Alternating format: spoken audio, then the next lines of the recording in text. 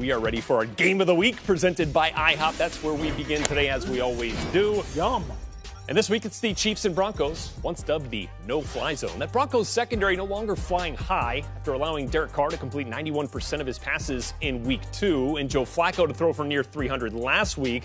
The message from head coach Vance Joseph, our entire back end has to play better versus the pass.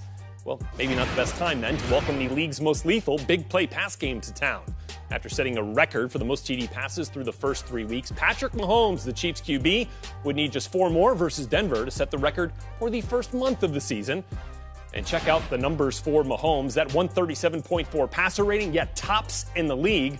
And you know what else goes along pretty well with that 13 touchdown pass number? 0 interceptions. That is fewest in the league. And those 13 touchdown passes have gone to 9 different receivers, Coach, for Patrick Mahomes. And they've come in a variety of different ways. We've seen the speed shuffle. We've seen him throw a dart on the run to Chris Conley in the corner of the end zone. But can he beat the Broncos from the pocket if he has to? Yeah, and that's really the ultimate test for a quarterback. I love all the other things they're doing, but ultimately you're going to win a championship from the pocket. And Pat Mahomes looks like he can do just that. And let me show you what I'm talking about, the subtlety of what he's able to do. Now, to start with, I want you to watch this free safety, okay? He's going to mess with Mahomes here a little bit, go to the middle, but ultimately he's going to come out in a 2 deep, which means the open area he's got to see on the run right now is in this 20 yards down the field, 20, 25 yards, going away from the hash. He does a perfect job. Now, this is the one I really like when you talk about a pocket presence. I don't know what scared him off right away from Tyreek Hill. I don't know if it was the pressure coming in here, but for whatever reason, he didn't throw the ball. So he starts to bail. Now, what does a typical young quarterback do at this point, Sean? He'll bail off and take off, right? Yeah. Watch what Mahomes does. He sets back. Look at the way he sets his feet to hit a wide open Tyreek Hill.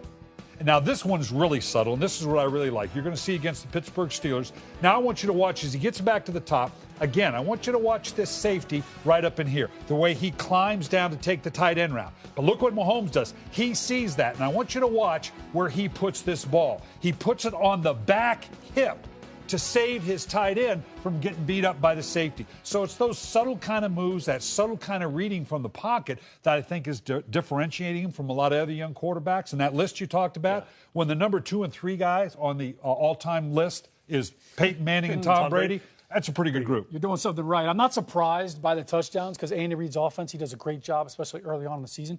But I am a little surprised that no interceptions, especially with a young quarterback. He doesn't have a lot of game experience in the NFL. That speed sometimes can be a factor, but no doubt his arm strength is making up for a lot of that.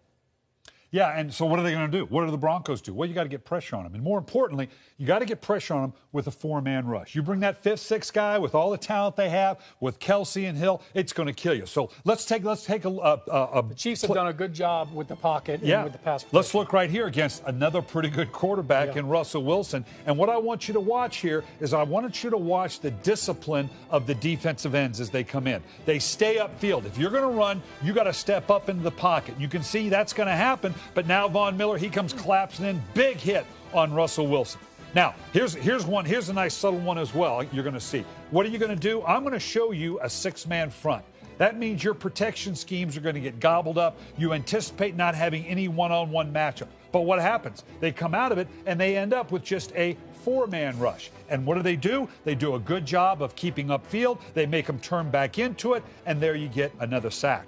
So I think if they're going to have an effect on Mahomes and all that talent he's got around him, they've got to be able to get home. And certainly with Chubb and Von Miller, they can do that. They've got to get home with a 4-man rush because if you have to bring more people, could be a problem. Mitchell Schwartz, the right tackle. It's a tough job to go one-on-one against Von Miller. He's done a good job in his career, but now if you ask the tight end to help out, now you're taking Kelsey out of the passing game. And for the Broncos, offensively, not nearly as prolific as their counterparts for the Chiefs here. Case Keenum, under 200 yards passing last week, hasn't thrown a touchdown in 2 weeks. Where does this offense improve this week? The Broncos' offense was the worst in the red zone all last year. 12 sacks, 3 interceptions. That's why Case Keenum came, because he was phenomenal in the red zone with Minnesota. Let me show you a couple of throws, and here's how he's made some mistakes in Denver. All right, this is trips right formation right here, right, Coach? Now he's got man coverage across the board here, so it's a good read from that standpoint. But this throw right here, I don't like the matchup. You know why? Because that's a corner. That's Rashawn Melvin on a tight end. Now Jake Butt's going to run a little inside route right here, and Case Keenum's going to let this ball fly. and he's throwing this ball right here, and he's trying to fit it in before this safety right here can make a play. Only problem is, yeah, it's a tight squeeze. It's a tight window. It's a risky throw. Rashawn Melvin, as I mentioned, the corner, he can make a play on that. If that was a linebacker, maybe that's a touchdown. Maybe it's a more advised throw. All right, so there's a turnover that you can't have because it takes points off the board. This one right here is tough because all of a sudden you've got a pick route, not a rub route. This is a pick, and you'll see what I mean when the play develops. This is an easy throw right here for Case Keenum, Coach. This is exactly how you draw it up. I want you to watch this play develop. And right here, I mean, you got to put this ball on him. It's got to go. Give him a chance to catch it in the end zone. Instead, he throws it wide. That should have been a touchdown right there. It's one he'd like to have back.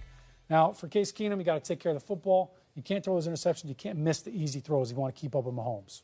Well, and Keenum, the key for him is he has to recognize that, particularly he gets down in the red zone. If this becomes a track meet with the Kansas City Chiefs, which it could be with the way Mahomes is playing, that you can't trade field goals for touchdowns. So this game may very well come down to who's going to blink first. And you know Kansas City's pretty good. Yeah. They can't settle for field goals when they get down in the red zone. You mentioned a track meet. How do you slow down a good offense? You run the football. Well, the Denver Broncos have done a great job of that with some young running backs. Now, Coach, you know young running backs, they always want to bounce the ball outside. Well, I think that you look at this play right here. This is P10 trap, okay?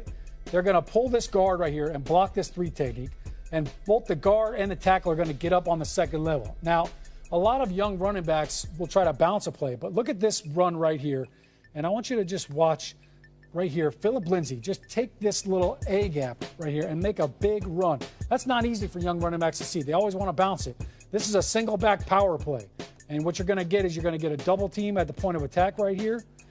4 hands on the down man, 4 eyes on the backer, and they're going to pull this guard right up here on this backer. And a lot of times running backs will try to bounce the ball outside. Well, I want you to watch what Royce Freeman does right here. All right, he reads this. He's patient right here. And now all of a sudden, here is your running lane. He waits for that. Young running backs, it takes them time to learn that a lot of the big runs come in the A-gap. If they can keep that up, Rhett, Coach, they can keep the possessions limited for Mahomes and slow down that pass. Yeah, Kansas City is last in the league in defense, and that's not fair necessarily when your offense is performing that well.